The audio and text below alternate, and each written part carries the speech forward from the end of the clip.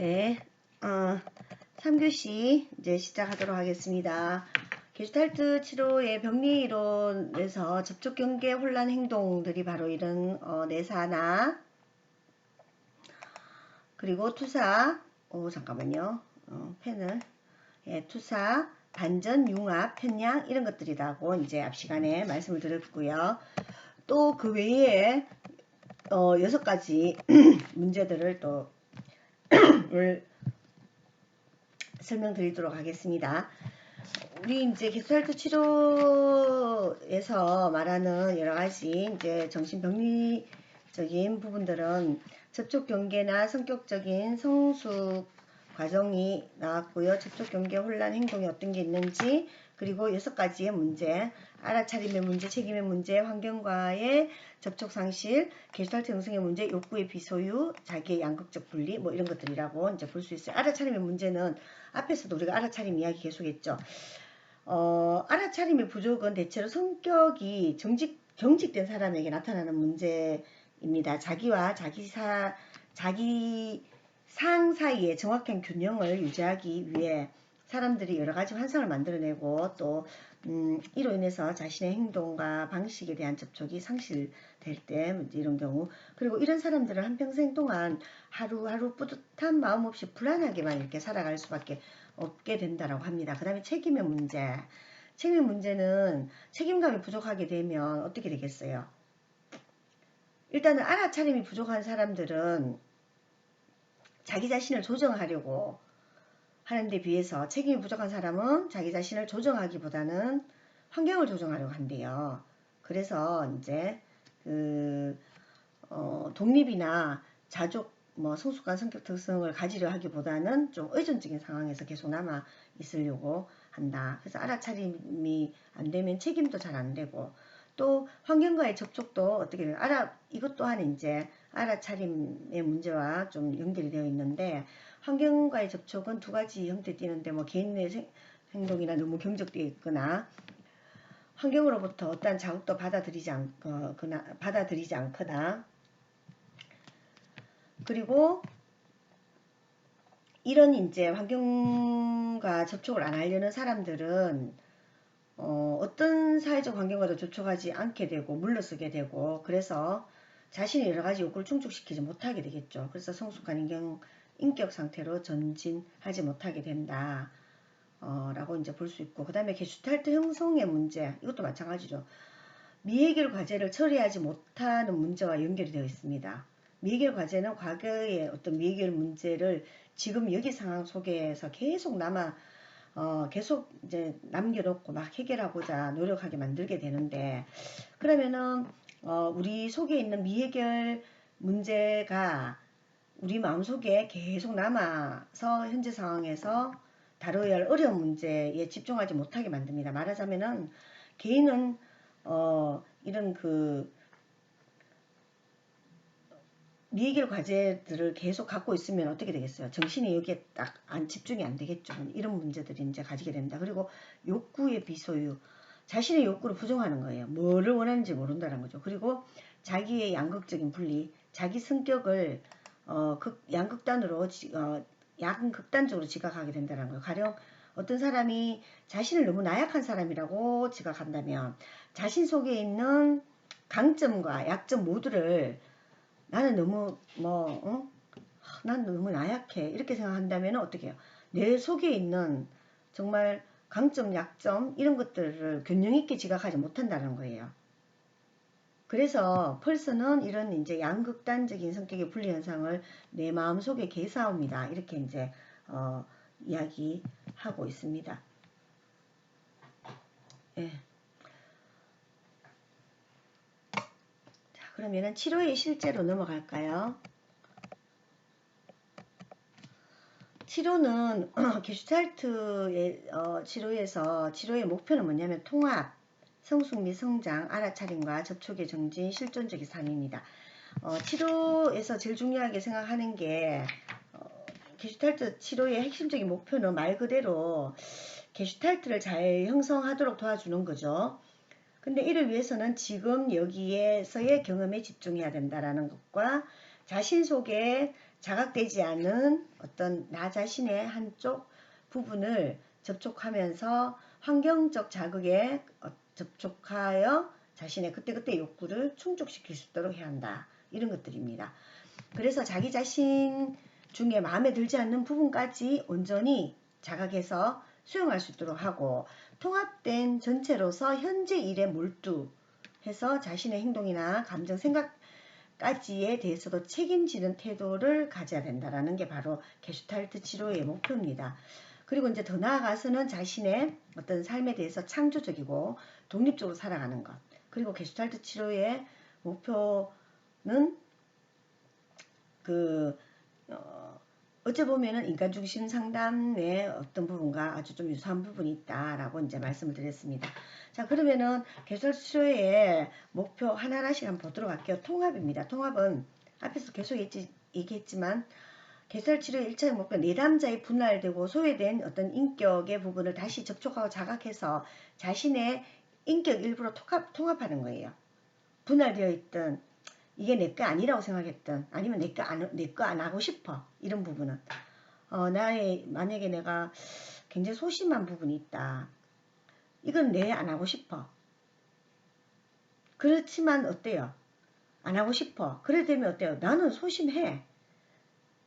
근데 나는 소심하다고 인정하지 않아. 그러면 이거는 해결 안 되거든요. 그럴 때 어떻게, 차라리 이걸 다시 접촉해서 자각하는 거야. 그래, 나는 내가 소심한 부분이 있어, 이렇게 해서 이걸 나의 일부로 통합시키는 거죠. 그래서 인격의 분할은 접촉 경계 혼란이 원인입니다. 그래서 어떻게 해야 된다? 통합해야 된다라는 겁니다. 통합해야 된다라는 게 이제 중요한 겁니다. 그래서 상담자는 내담자의 정서적, 인지적 행동의 측면들을 통합될 수 있도록 도와주면서 내담자의 내면이 양극단으로 분리되어서 자신의 것으로 받아들이지 않았던 부분들을 자각하고 접촉해서 자신의 것으로 수용하는 것에 초점을 둡니다. 괜찮아. 나는 소심해도 괜찮아. 이게 나야. 소심한 것도 내 것으로 받아들이는 거죠. 사람들은 뭐예요? 소심한 부분이 있는가 하면 대범할 때도 있습니다. 저는 항상 그렇게 생각하거든요. 내 속에는 소심하게 행동해야 될 때도 있습니다. 그렇죠? 그리고 또 대범하게 해야 될 때가 있습니다. 그걸 내가 내 속에 있는 그 모든 것들을 가지고 내가 그런 것들을 선택해서 사용하는 거죠. 저는 항상 담대한 부분이 있는가 하면 어떨 때는 아주 뭡니까? 째째하고 소심하거든요. 사람은 가끔씩은 소심해야 됩니다. 그러니까 여러분들은 이런 거 있잖아요. 심리 테스트 해가지고 보면은 그 혈액형이나 이 심리 테스트 보면은 여러분 어때요? 다 내 얘기 같잖아요. 다 맞다 다 그러거든요. 왜냐하면 사람들 속에는 여러 가지 면들이 다 있기 때문에 그래요. 그래서 그걸 받아들여야 되는 거예요. 근데 어릴 때 너무 완벽하게 되길 잘하는 걸 부모님께 교육받았다라거나, 근데 그 부모님도 절대 완벽하지 않습니다. 그러면서 이제 자녀들은 완벽하길 바라거든요. 그런 속에서 자라는 같은 경우에는 내 속에 있는 나의 부족한 부분이라든가 미숙한 부분이라든가 이런 것들을 받아들일 수가 없는 거죠. 근데 그런 것들은 그것 또한 내 거고, 우리 인간은 누구나 다 미숙한 존재라는 것들을 알아차리고 자각하고 그걸 받아들이면 아무 문제가 없습니다. 그러니까 이제 그렇게 할 수 있도록 내 스스로 해야 된다는 겁니다. 그리고 그 치료의 목표가 성숙과 성장이죠. 우리 상담의 원래 목표는 뭡니까? 성숙과 성장입니다. 그리고 우리 삶의 목표도 성숙과 성장입니다. 저는 그렇게 생각합니다. 상담의 목표뿐만 아니라 내 삶의 목표는 무엇인가? 성숙과 성장이다 라는 겁니다. 그러면은 게슈탈트 치료에서의 성숙과 성장은 뭔가? 바로 실존적인 삶을 통해서 바로 우리는 성숙한 인간이 될 수 있다는 거죠. 실존적인 삶이라는 뭡니까? 지금 현재에 있는 그에 집중하고, 또 지금 현재의 그에 내가 책임을 지고, 이런 것들이 바로 성숙한 삶이라는 겁니다. 그래서 책임은 개인이 환경과의 어떤 유기적인 관계 속에서 자신의 삶을 자율적이고 능동적으로 선택하고, 선택에 따른 여러 가지 결과를 자신의 것으로 기꺼이 받아들일 수 있는 능력을 가진 게 바로 접촉이고 책임이다라는 것이죠. 그래서 저는 사실 상담 이렇게 하다 보면은 나의 문제가 되게 많습니다. 내 문제가 많은데 우리는 이제 투사를 많이 하게 되거든요. 그건 여러분들 투사를 많이 하는 게 제가 지난번에 말했는지 모르겠는데 우리나라 사람들이 투사를 많이 해요. 뭐 잘못하면 조상 탓 이렇게 이야기 하잖아요. 그리고 그 이 뭡니까 이거 무속인들 그 사람들도 자기들이 상담적인 부분이 있다고 이야기하거든요. 그분들도 한테 가면 뭡니까? 네가 이렇게 네가 이렇게 부족한 부분들이 있는 걸 이런 것들을 알아차려라 이게 아니라 뭡니까? 네가 이렇게 안 풀리는 거는 뭐 때문이다 조상 탓이다라고 이야기하잖아요. 이런 게 투사거든요. 예. 하여튼 성숙하고 성숙한 어떤 인간의 모습이라는 것은 어떤 책임, 자신에 대한 책임, 실존하는 자신에 대한 책임, 이게 굉장히 중요하다. 이렇게 볼 수 있습니다. 그 다음에 알아차림. 여러분들, 알아차림이라고 하면, 저도 그 혹시 법륜서님의 정문적설, 그게 지금 요즘 유튜브에 많이 있잖아요. 법륜서님이, 이런, 그, 강의들을 많이 하시고 이제 그 법 이제 설문 이제 설문이라고 하나요? 설법들을 많이 이렇게 하고 계시는데 법륜 스님이 얘기하시는 게 바로 뭐냐 알아차림이잖아요. 항상 자각해라. 알아차림. 내가 내 감정을 알아차리는 거예요. 내가 화가 났다. 내가 화가 났는 걸 인정하는 거죠. 근데 사람들 보통 화내놓고도 내가 언제 화냈노 이렇게 이야기하거든요. 화가 났으면 내가 지금 화가 났구나. 나 이럴 때 화를 내는구나. 화를 내는 사람이구나. 그러면 알아차리는 게 굉장히 중요하다고 이야기를 하시는 거거든요. 저는 이제 스님 이야기 들으면은 되게 맞는 말씀이 많고 또 굉장히 좀 박학다식하시고 그러신 것 같아요. 그리고 이제 상담도 굉장히 이제 고차원적으로 하시는데 그 속에 들어있는 게 바로 뭐냐면 알아차림이다라는 걸 제가 이제 알겠더라고요. 그래서 알아차림은 흔히 자각으로도 이제 번역하는데 통합을 위해서 자신의 미해결 과제를 알아차리는 것도 중요하고 지금 여기에서의 삶에서 순간순간 생기는 욕구 그리고 내 감정 이런 것들을 알아차리는 것도 중요하고 그리고 미래의 나의 소망과 계획을 알아차리는 것 등 알아차림의 영역은 이제 정말 무한하죠. 그래서 살아있는 유기체는 늘 있어서 눈, 코, 뭐, 귀 이렇게 해서 이 여러 가지 건강한 지각을 통해서 자신과 환경을 알아차려야 된다고 할 수 있습니다. 그리고 접촉은 지각된 미리 해결된 과제,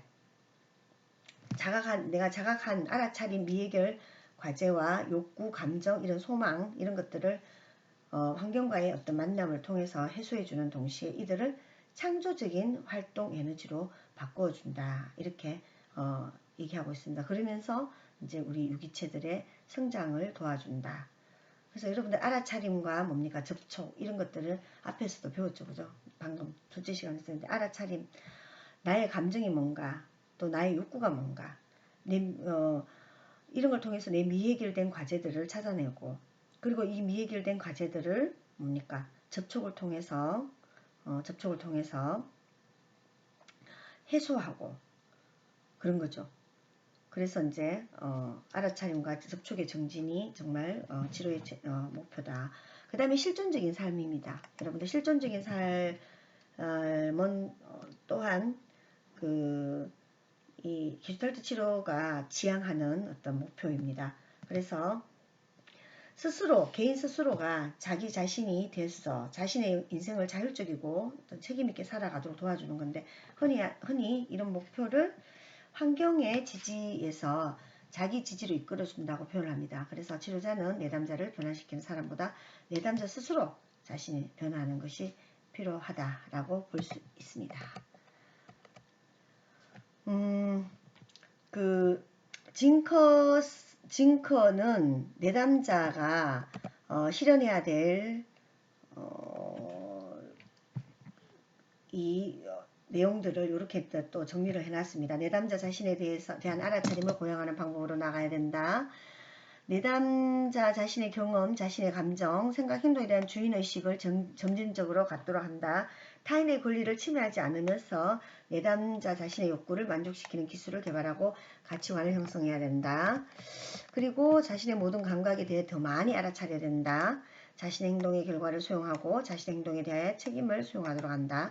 다른 사람의 도움을 요청하거나 요구할 수 있어야 되고 다른 사람에게 도움을 내가 줄 수 있어야 된다. 이렇게 이제 내담자가 다음 실천해야 할 것들이 이런 것들이다 라고 이제 보고 있습니다. 그리고 바로 치료의 목표 중에서 게슈탈트의 신조입니다. 현재에 살아라. 현재에 살아라. 실존이죠. 과거나 미래보다 지금 여기, 그리고 지금 여기에 살아라. 공상 멈추고 불필요한 생각은 버려라. 그리고 알아차리는 거죠. 느껴보고 관찰해라 하는 건 알아차려라. 표현해라. 좋은 것만큼 고통과 싫은 것도 허용해라. 내가 좋은 게 있으면 고통과 싫은 것도 허용해라. 너 자신의 자각 능력을 제한하지 마라. 자발적으로 원하는 것이 아닌 어떠한 다른 당위성도 수용하지 말라. 너의 행위, 너의 감정, 그리고 생각에 완전히 책임을 져라. 있는 그대로의 너 자신을 수용하라. 이렇게 이제 신조를 이야기했습니다. 그 다음에 상담자의 역할은 그럼 어떤가? 바로 성장 환경을 조성해주고 감각 사용을 촉진해주고 지금 여기에 인식을 촉진하는 것이 촉진자의 역할이라. 그리고 창조적 실험자의 역할을 하는 것이다 라고 그렇게 보고 있습니다. 잠시만요.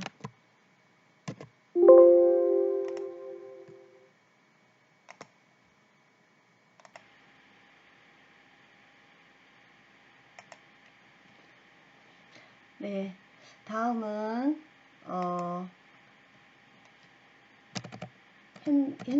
상담자의 역할인데요. 예, 성장 환경을 조성해줘야 된다라는 것과 감각 사용 촉진자 그리고 지금 여기의 인식 촉진자 역할을 해야 된다. 그리고 창조적인 실험자이다 라고 이렇게 이제 보고 있죠.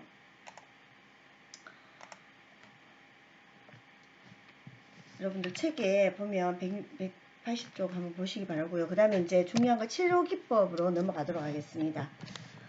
자, 치료 기법은 어떤 게 있는가 볼까요? 언어적 표현 바꾸기를 통한 자각하기, 그 다음에 욕구와 감정 알아차리기, 신체적인 느낌과 감각 알아차리기, 환경 알아차리기, 꿈의 작업, 그리고 비너의자 기법, 창조적 투사놀이, 그 외에도 여러가지 이제 14가지 정도가 있습니다.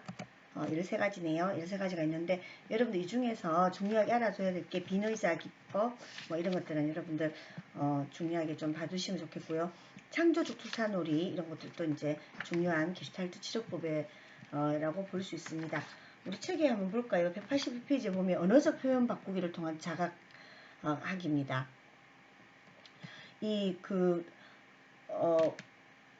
게슈탈트 치료법은 대체로 보면 알아차림을 정진시키고 자기를 통합할 수 있도록 도와주는 거죠. 알아차림을 통해서 내가 내 욕구가 뭔지, 내 미해결 과제가 무엇인가, 그리고 접촉을 통해서 또 뭡니까? 그 알아차림을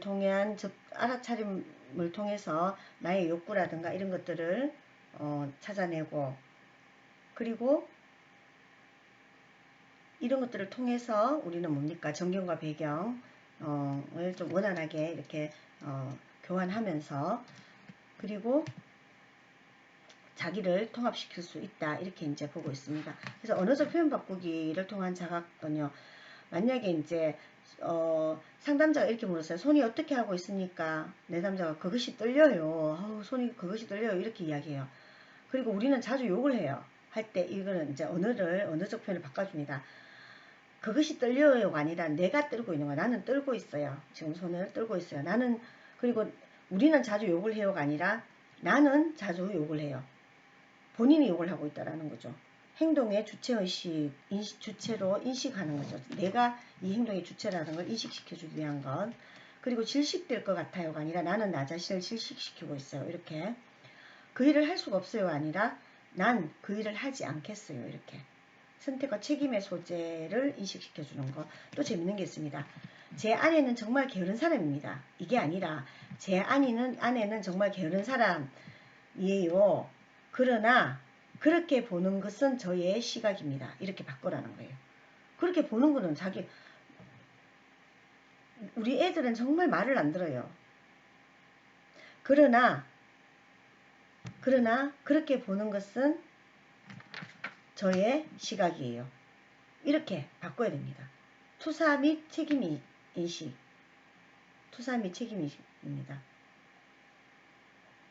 그래서 말끝마다 그러나 그렇게 보는 것은 저의 시각입니다. 이걸 덧붙여 보는 거. 이건 이제 하는 게 바로 언어적 표현을 바꾸는 것을 통해서 자각하는 거죠. 그러니까 행동의 주체에 대한 인식도 하고 책임과 선택의 소재가 누구한테 있는지 그런 걸 인식하게 해주고 투사와 책임인식. 그러니까 제 아내는 정말 게으른 사람이에요. 이거는 뭡니까? 알고 보면 자신이 게으를 수도 있어요. 그렇거든요. 그러니까 저도 어떨 때 내가 해봤기 때문에 그걸 더 잘 알거든요. 그래서 저 사람은 뭐 되게 게으른 것 같다. 저렇게 빈둥빈둥거리는 볼까 게을러 같다. 나도 어떨 때 빈둥빈둥거리잖아요. 일요일날 일어나기 싫으면 그냥 뭐 침대에서 하루 종일 보낼 수 있기도 하고 그러고 싶을 때도 있고 그렇잖아요. 근데 실제로는 그게 나인데 다른 사람 나의 일을 딴 사람한테 그렇게 투사하는 경우도 있거든요. 그러니까 이런 것들을 이제 인식하게 만드는 거죠. 저는 성격이 못됐어요. 상담자가 그러면 어떻게? 그러면 여기서 성격이 못된 사람이 한번 되어보세요. 추상적 표현에 대해서 구체적인 예를 보이도록 합니다. 책임인식. 그러니까 당신이 성격이 못됐다고 하는데 실제로 네가 못된 걸 한번 보여줘봐라. 이렇게 이제 얘기하는 거죠. 이렇게 이제 표현을 바꿔주는 거. 그 외에도 욕구와 감정 알아차리기는 어떤 거냐면요. 나는 땡땡땡을 하고 싶다라는 문장을 3개 정도 완성해 보는 거.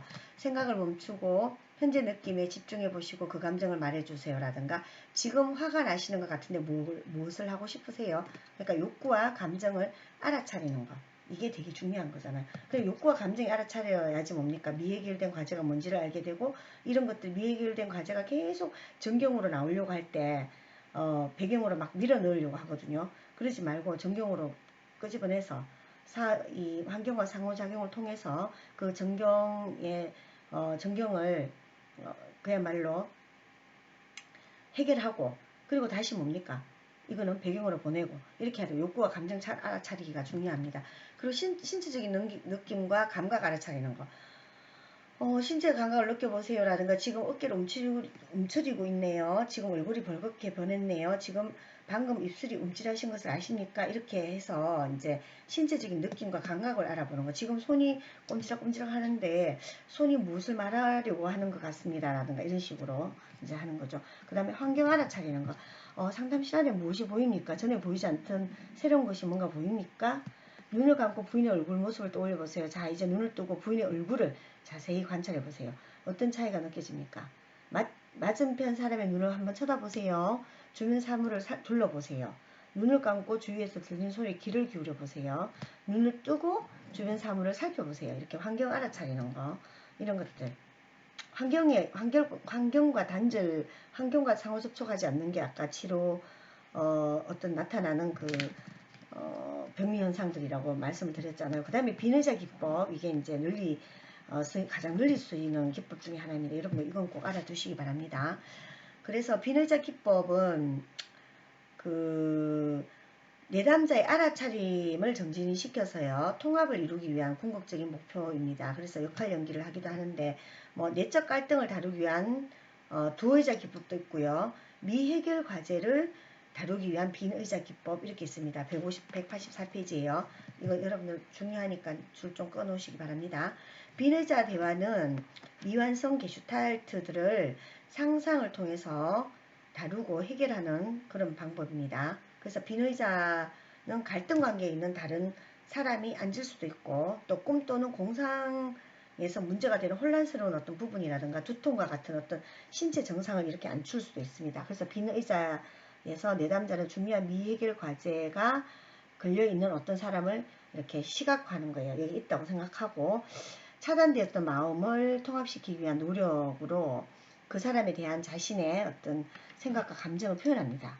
이 경험의 목표는 바로 내담자가 자신감을 키워나가는 것도 있고 또 타인이나 사건을 잘 이해하고 수용하도록 하는 게 바로 이 비너이자 기법의 목표라고 볼 수 있습니다. 그 외에도 창조적 투사놀 이런 게 있어요.